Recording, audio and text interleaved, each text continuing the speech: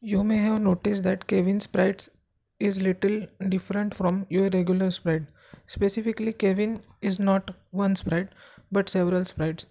Except all those sprites are in single file. So that means there are a lot of sprites, that means objects like Kevin sprite. You can either use Kevin in your own game or you can create a different set of sprites.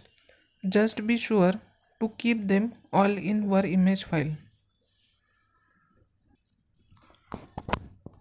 This is simply a more efficient way of handling sprites, and you can likewise make sprite sheets for any elements in game.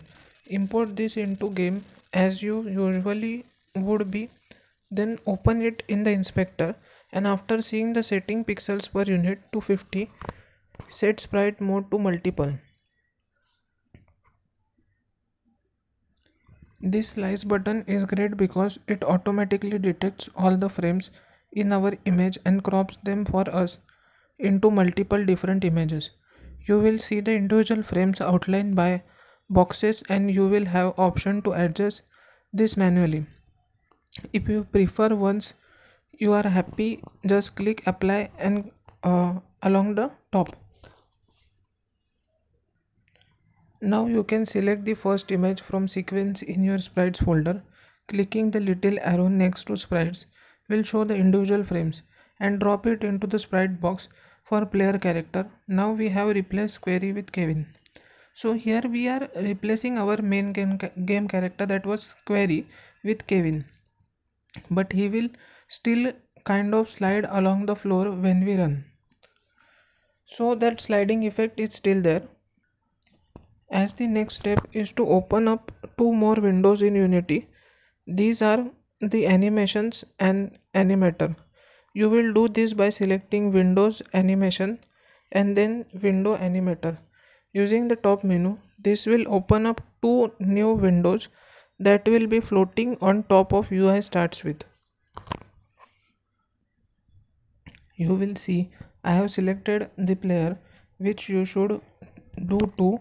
In the animation window, you should now see a create button, which we will use to create our first animation. So create button is used for creating animation.